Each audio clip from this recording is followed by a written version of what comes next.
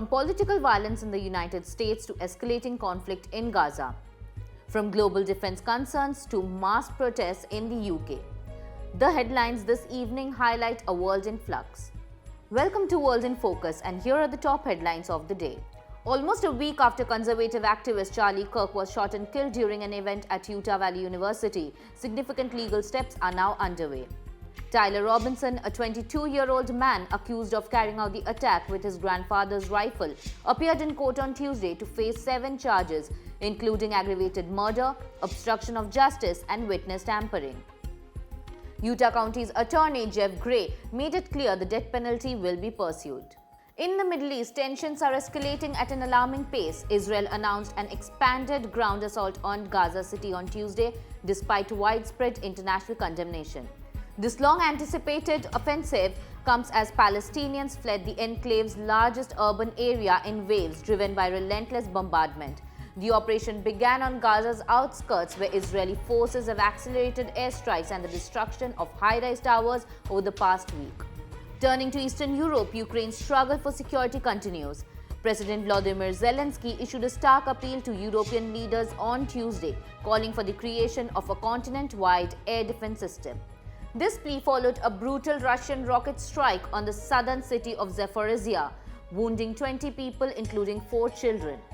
As the war grinds on with no settlement in sight after more than 3 years of conflict, Zelenskyy's call highlights the urgent need for a coordinated European response. Despite US-led diplomatic efforts, Moscow's attack on civilian and military targets persists, raising fears of prolonged instability.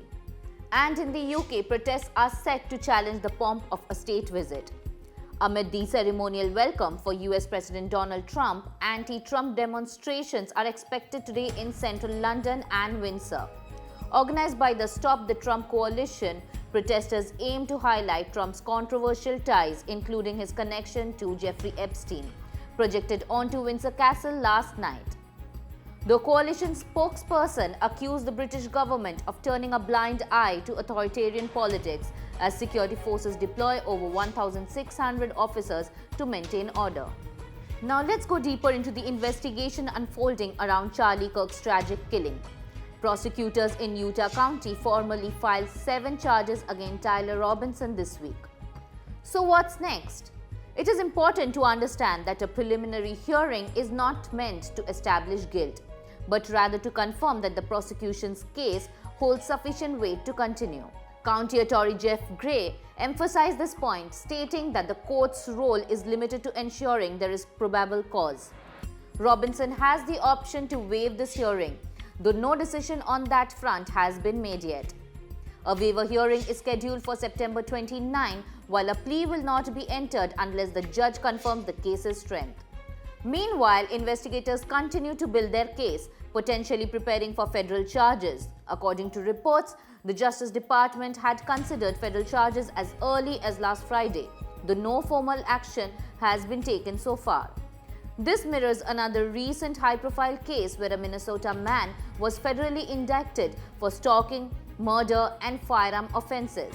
Such cases often serve as a blueprint for federal prosecutors moving forward. One key limitation, however, is that hate crime charges are not applicable here.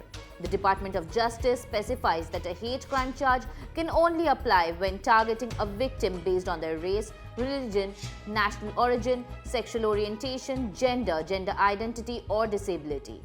In Robinson's case, no such protected classification applies, even if anger or political motives are presumed. Additionally, the judge issued a pre-trial protective order preventing Robinson from contacting Erica Kirk, Charlie Kirk's widow, adding an extra layer of legal protection as the investigation advances. As the legal proceedings unfold, the eyes of the nation remain fixed on Utah, where this case could set important legal and political precedents. The ramifications will stretch far beyond the courtroom as the US grapples with the rise of politically motivated violence. So that's all in World in Focus for today. Follow the Finance 360 for more.